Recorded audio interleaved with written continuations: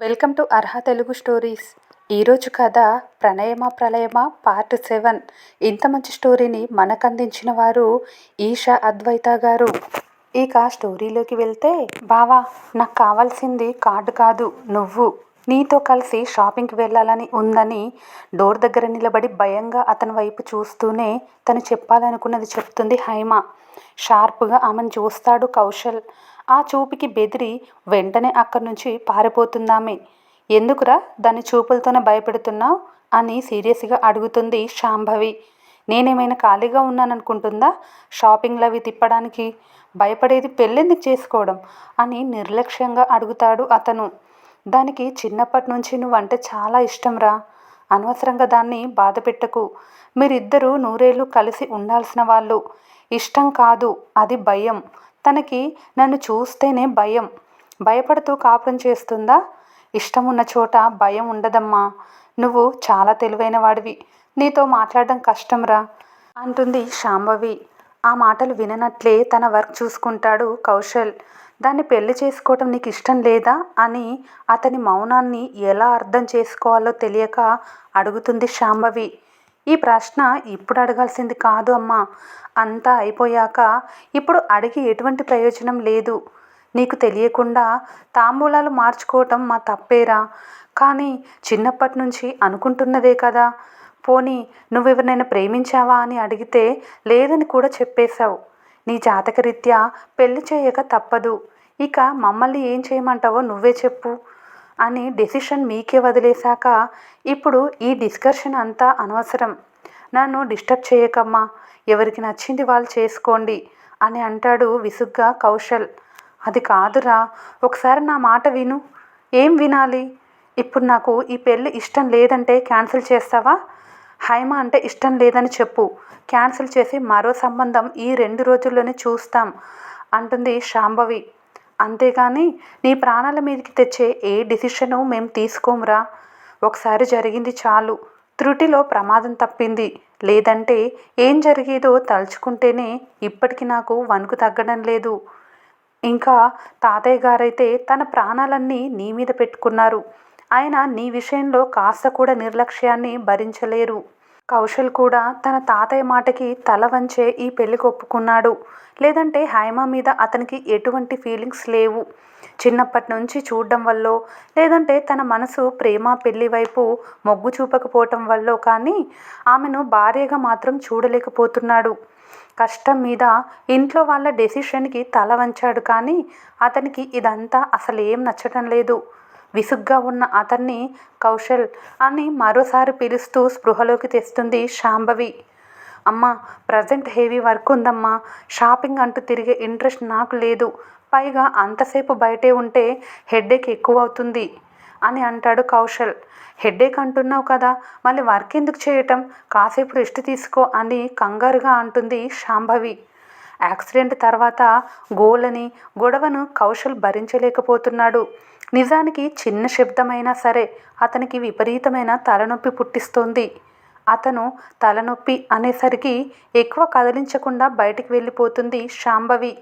ఆమె వెళ్ళాక ఆలోచనలు మరెక్కడో వదిలేసి తన కళ్ళను ల్యాప్టాప్ వైపు స్టిక్ చేసిన కౌశల్ కాసేపటికే తను చాలా మిస్టేక్స్ చేయడాన్ని గ్రహించి వెంటనే సర్దుకొని రీవర్క్ స్టార్ట్ చేస్తాడు. కౌశల్ రానని తేల్చి చెప్పేయటంతో బాధగా మారిపోతుంది హైమ. చిన్నప్పటి నుంచి కౌశల్ని ఆమెకు జంటగా అనుకునేసరికి అతడంటే తెలియకుండానే చాలా ఇష్టం పెంచుకుందామే. ఎప్పుడెప్పుడు తమ పెళ్ళవుతుందా, ఎప్పుడెప్పుడు బావకు భార్యనవుతానా అని ఆమె కలలు కంటుంటే అతనిలో ఎటువంటి ఇంట్రెస్ట్ లేకపోవటం ఆమెకు చాలా నిరాశను కలిగిస్తుంది. తన పుట్టినప్పటి నుంచి అతను అలాగే ఉండటంతో మెల్లగా పెళ్ళయ్యాక అతనే మారతాడని తనకి తాను సర్ది చెప్పుకుంటూ దూరం నుంచి కౌశల్ని ఆరాధిస్తూ గడిపేసింది హైమ. నిశ్చితార్థము, పెళ్ళి దగ్గరికి వస్తున్న కొద్దీ మారని అతని ప్రవర్తన ఎంత విసుగు రప్పిస్తుందో. అతనితో పెళ్ళి అన్న ఆలోచన వస్తే చాలు అంతే ఆనందాన్ని పుట్టిస్తోంది ఆమెకు. వాడికి తలనొప్పిగా ఉందంట, మనం షాపింగ్కి వెళ్దామని శాంభవి చెప్పేసరికి ఇంకేం అనలేక సైలెంట్గా తల్లితో కలిసి షాపింగ్కి వెళ్తుంది హైమ. సావిత్రి, నీ కోడల కోసం నువ్వేం షాపింగ్ చేయటం లేదా అని సందేహంగా అడుగుతుంది మంగ. జై హైదరాబాద్లో షాపింగ్ కంప్లీట్ చేసుకుని వస్తానన్నాడమ్మా. అయినా వాడు ఇంకా అమ్మాయినే చూపించలేదు. తెలియని అమ్మాయి కోసం నేనేం షాపింగ్ చేస్తాను? నేను తీసుకున్నవి తనకి నచ్చుతాయో లేదో నీకు కూడా చూపించలేదా? అసలు వీడు ఎలాంటి అమ్మాయిని తీసుకొస్తాడో ఏంటో అని అంటారు మంగ. వచ్చిన అమ్మాయి మళ్ళీ మీ నాన్నగారికి నచ్చకపోతే అదో గొడవ. నాకు కూడా అదే భయంగా ఉందమ్మా. నిశ్చితార్థం ముందు రోజే వస్తానన్నాడు. అమ్మాయి తల్లిదండ్రులను తీసుకొస్తాడో లేదో అని ఒకటే కంగారుగా ఉంది. మాయ చేసే కృష్ణుడు నీ కొడుకు. ఏదో ఒక మాయ చేస్తాడని ఆవిడ నవ్వేసరికి తను నవ్వి ఏం చేస్తాడో ఏమో అనుకుంటూ నిట్టూరుస్తారు సావిత్రి గారు. ఇక తినడమేనా, ఏమైనా మాట్లాడడం ఉందా అని జైకి వడ్డిస్తూ చిన్నగా గొనుగుతుంది సంయుక్త. తినేసి మాట్లాడతానే, బాంబే ఫుడ్కి నాలుక చచ్చిపోయింది. అయినా నిన్ను విషయం చెప్పమన్నాను కదా, చెప్పలేదా అని అంటాడు జై. భయమేసింది. నువ్వు పక్కనే ఉంటే కాస్త ధైర్యంగా ఉంటుంది కదా రాక్షసి అంటూ ఆమె పెట్టేది ఫుల్గా తిని ఆంటీ అంటూ టీవీ చూస్తున్న లావణ్య గారి పక్కన చేరుతాడు జై. ఏంటి జై, ఈ దయ్యం రేపు నైట్కి ప్రాజెక్ట్ వర్క్ కోసం ఢిల్లీ వెళ్ళాలి. ఆ విషయం చెప్పిందా మీకు అంటాడు జై. ఆల్మోస్ట్ 3 to 5 months పడుతుంది ఆంటీ. ప్రాజెక్ట్ కంప్లీట్ అయ్యాక హైక్ కూడా వస్తుంది అని అంటాడు జై. అవునా, నాకేం చెప్పలేదే. ఒంటరిగా ఢిల్లీ వెళ్ళడం ఎందుకు? ఆ ప్రాజెక్ట్లో తన బదులు మరొకరిని రీప్లేస్ చేయమని మీ టీం లీడర్కి నువ్వైనా చెప్పు అంటారు లావణ్య గారు. తనని అంత దూరం ఒంటరిగా పంపించటం నాకు ఇష్టం లేదు అని అంటుంది. టెన్షన్ అవ్వకండి, తనతో పాటు నేను కూడా వెళ్తున్నాను. నేను ఉంటానన్నా పంపించరా అంటాడు జై. ఈ ప్రాజెక్టు మా కెరీర్కి చాలా ప్లస్ అవుతుంది. లేదంటే జాబ్ కోల్పోయే సిచ్యువేషన్ కూడా రావచ్చు అని అంటాడు. నువ్వు కూడా వెళ్తున్నావా? నువ్వు వెళ్తే భయపడాల్సిన అవసరం లేదులే జై. కానీ అక్కడ ఉండటానికి అరేంజ్మెంట్స్ అన్నీ ఎవరు చేశారు? ఫ్లాట్స్ అని అడుగుతుంది లావణ్య గారు. ఫ్లాట్స్ బుక్ చేశారట. లేడీస్కి ఒకటి, జెంట్స్కి మరొకటి. అవునా, అయితే ఎంతమంది వెళ్తున్నారు అని అడుగుతారు లావణ్య గారు. 6 ఆంటీ. 4 అమ్మాయిలు, 2 అబ్బాయిలం. అలవోకగా అబద్ధాలు చెప్తున్న జై వైపు విస్మయంగా చూస్తుంది సంయుక్త. ఆ సమయంలో తన తల్లిని మోసం చేస్తున్నందుకు బాధే ఆమెకు అధికంగా ఉంటుంది. సంయు, నీకు వెళ్ళడం ఇష్టమేనా అని అడుగుతారు లావణ్య గారు. మొదటిసారి ఆవిడకు అబద్ధం చెప్తున్నందుకు పుడుతున్న బాధను లోపలే దాచి ఇష్టమే అన్నట్టు తలాడిస్తుంది సంయు. జాగ్రత్త జై, కేవలం నిన్ను నమ్మి పంపిస్తున్నాను. ఒకవేళ వర్క్ ప్రెషర్ ఎక్కువగా ఉంటే తనని వెనక్కి పంపించేయి. జాబ్ అవసరం లేదు, ఏమవసరం లేదు అంటారు లావణ్య గారు. ఆంటీ, మీ ఇద్దరి శాలరీతోనే ఇల్లు నడుస్తుందని నాకు తెలుసు. తనని జాబ్ మానేమని ఎలా చెప్తున్నారు అని అంటాడు జై.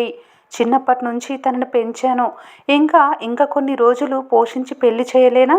తను నాకు ఆసరాగా ఉంటుందని జాబ్ చేయడానికి ఒప్పుకోలేదు జై. తనకంటూ ఓ గుర్తింపు ఉంటుందని ఒప్పుకున్నాను. అదే జాబ్ తనకి స్ట్రెస్ ఇస్తూ ప్రాబ్లంగా మారితే వద్దని చెప్తాను, కానీ మనీ కోసం ఎంకరేజ్ చేస్తానా అని అంటారు లావణ్య గారు. ఇక ఢిల్లీ పంపించేది కూడా తన లైఫ్లో కొన్ని డేస్ అయినా మెమరబుల్గా ఉండాలని. వీక్ మొత్తం మీరు ఆఫీస్ వర్క్తో స్ట్రెస్ ఫీల్ అయినా వీకెండ్స్ మాత్రం చిల్ అవ్వటానికి టైం ఉంటుంది. ఈ టైం మళ్ళీ తనకు పెళ్ళైతే దొరకదు. స్ట్రేంజర్స్తో వెళ్తే భయపడేదాన్ని, కానీ నీతో వెళ్తే భయం ఎందుకు అని అంటారు లావణ్య గారు. మీరు నన్నింత ట్రస్ట్ చేస్తున్నారని అసలు ఎక్స్పెక్ట్ చేయలేదు ఆంటీ. థ్యాంక్ యూ ఆంటీ అని ఆవిడ చేతిని తన గుప్పెట్లో దాచి కిస్ చేస్తాడు జై. ఈరోజు నేను ప్రాణాలతో ఉన్నానంటే అది కేవలం నీ వల్లే. సంయు ఎంతో, నాకు నువ్వు కూడా అంతే జై అని అంటారు. మీ ట్రస్ట్ని అస్సలు బ్రేక్ చేయను. తనని చాలా జాగ్రత్తగా చూసుకుంటాను. చిన్న నవ్వుతో అతని తల నిమురుతారు లావణ్య గారు. Okay aunty, bye. రేపు ఈవినింగ్ వస్తాను తనని పిక్ చేసుకోవటానికి అని చెప్పి కళ్ళతోనే సంయుక్తను బయటికి రమ్మన్నట్టుగా కనుసైగ చేస్తాడు. ఏంటే ఫేస్ అలా పెట్టావు? రావడం ఇష్టం లేదా ఏంటి? కొంపదీసి హ్యాండ్ ఇస్తావా ఏంటి అని అంటాడు జై. రావటానికి లెగ్ తోడిస్తాలే, కానీ అమ్మకి అబద్ధం చెప్పి రావటం నాకెందుకో నచ్చటం లేదు. పోనీ వెళ్ళి నిజం చెప్పవే, డైరెక్ట్గా ఇద్దరికి పెళ్లి చేస్తారు, పీడ వదులుతుంది అంటాడు జై. అద్వైత్ అని విసుగ్గా పిలుస్తుంది సంయుక్త. ఆల్వేస్ ఎట్ యువర్ సర్వీస్ యుక్త మేడం. ఏం కావాలి, ఐస్ క్రీమ్ తీసుకురానా అని ఆమెను ఉడికిస్తూ అడుగుతాడు. చాలు ఆపు, నేను కాదు నువ్వు ఎక్కువగా థింక్ చేయడం ఆపు. జస్ట్ 5 months కళ్ళు మూసుకొని హెల్ప్ చేయవే, నా లైఫ్ సెట్ అయిపోతుంది. నువ్వు మళ్ళీ ఫస్ట్ నుంచి వచ్చావంటే నిన్ను బ్రతిమాలేసరికి ఎంగేజ్మెంట్ టైం కూడా దగ్గరకు వచ్చేస్తుంది అంటాడు జై. అది కాదురా, ఇప్పుడు నేను నీతో వస్తే మీ వాళ్ళు నా పేరెంట్స్ గురించి అడుగుతారు, అప్పుడు ఏం చెప్తావు? మా అమ్మ నాన్న నా చిన్నప్పుడే విడిపోయారని చెప్తావా? చాలే, ఇంకేమైనా ఉందా? మా తాతయ్య ఇటు 7 తరాలు అటు 7 తరాలు అంటూ భారీ లిస్టు చెప్తాడు. అంకుల్ ఆంటీ ఇలా విడిపోయి విడివిడిగా ఉంటున్నారని తెలిస్తే నిన్ను లోపలి కూడా రానివ్వడాయన, అంత పట్టుదల అని అంటాడు జై. అది నా తప్ప అని బాధగా అడుగుతుంది సంయుక్త. నేను ఆ ఉద్దేశంతో అనడం లేదురా అని ఆమెను సైడ్ హగ్ చేసుకొని సౌమ్యంగా అంటాడు అద్వైత్. ఆయనకు చాదస్తాలు చాలా ఎక్కువ, అవన్నీ నేను మేనేజ్ చేస్తాను కదా. నేను ఏదో ఒక హింట్ ఇస్తే నువ్వు దాన్ని అల్లుకుపోవడం మాత్రం నేర్చుకో చాలు అంటాడు జై. ఇప్పుడు మీ ఇంటికి వెళ్ళాక మన ఇద్దరికి ఎంగేజ్మెంట్ పెళ్ళి చేసేస్తారా ఏంటని కాస్త టెన్షన్గా అడుగుతుంది సంయుక్త. దానికి కూడా నా దగ్గర మరో ఆప్షన్ ఉంది. మై హూనా, నువ్వు టెన్షన్ పడి నన్ను కన్ఫ్యూజ్ చెయ్యకే అని అంటాడు జై. ఏం ప్లాన్ చేశావు అని కాస్త టెన్షన్గా అడుగుతుంది సంయుక్త. మై డియర్ వ్యూయర్స్, ఈ స్టోరీ ఎలా ఉంది, స్టోరీ పైన మీ విలువైన అభిప్రాయాన్ని ప్లీజ్ కమెంట్ రూపంలో తెలియచేయండి. అలాగే ఈ స్టోరీ నచ్చితే ప్లీజ్ మన ఛానల్ని లైక్ చేసి సబ్స్క్రైబ్ చేసుకొని మరికొంతమందికి షేర్ చేయండి. Thank you for watching.